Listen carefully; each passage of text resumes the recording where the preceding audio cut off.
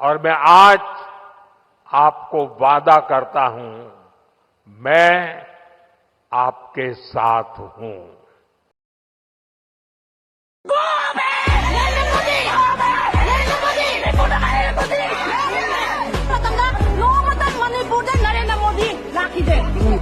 मणिपुर के आने के कोई नहीं है।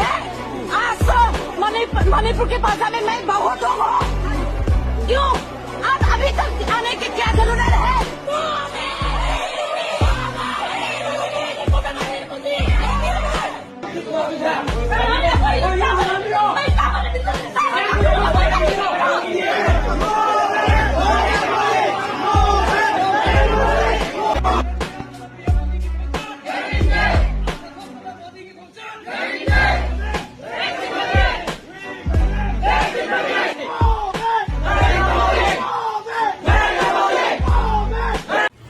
नमस्कार दोस्तों, आप देखना शुरू कर चुके हैं युवा काफिला न्यूज़ और मैं पुण्यशील। आज का मुद्दा बड़ा ही गर्म है। आखिर हमारे देश के प्रधानमंत्री नरेंद्र मोदी मणिपुर यात्रा पर जो हो आए हैं, 865 दिन बाद आखिर ऐसी क्या बात हो गई कि प्रधानमंत्री जी को मणिपुर की याद आई। 2 साल 4 महीने बाद प्रधानमंत्री जी मणिपुर गए। 300 से ज़्यादा लोगों की जान चली गई, तब जाके मणिपुर की याद प्रधानमंत्री जी को आई।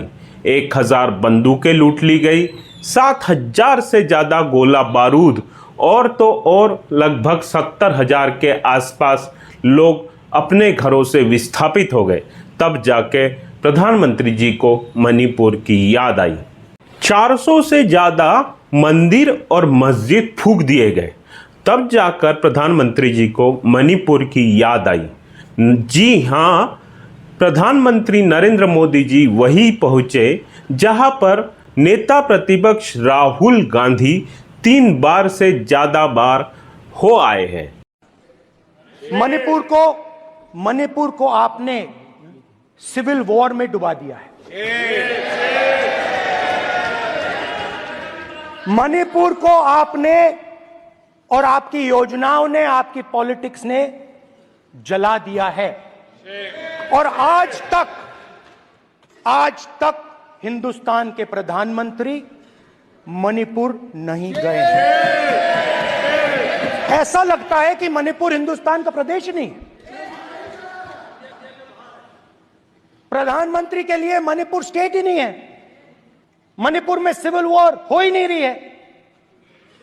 और एक बार बयान दिया, हमने मतलब प्रेशर लगाया, हम गए, हमने प्रधानमंत्री से कहा एक मैसेज दे दीजिए, मणिपुर चले जाइए, जनता की वहां रक्षा कीजिए। नहीं,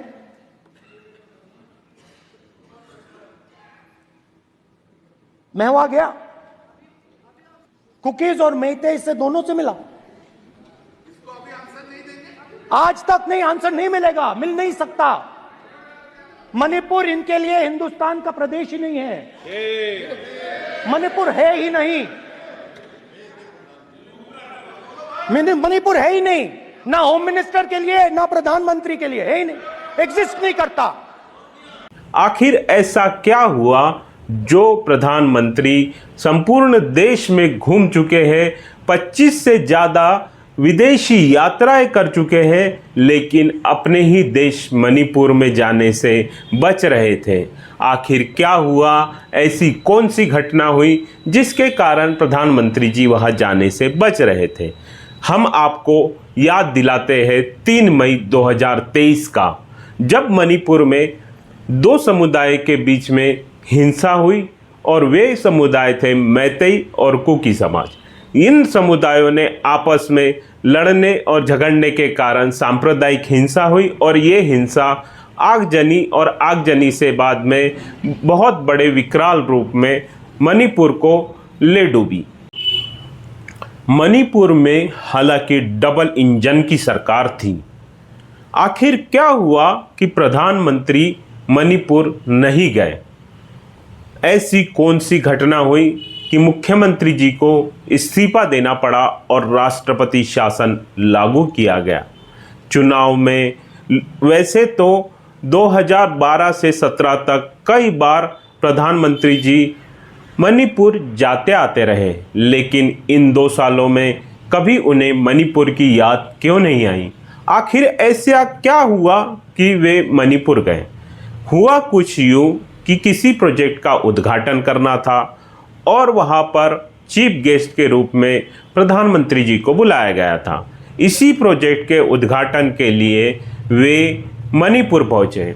साहब इतने दिनों बाद मणिपुर पहुँचे तो सड़कें सुनसान थी। उनके स्वागत में स्कूल के बच्चों को, शनिवार का दिन था फिर भी स्कूल के बच्चों को तिरंगा हाथ में लेकर रोड के दोनों तरफ खड़ा रखा गया और तो और सभी प्रतिष्ठान बंद कर दिए गए।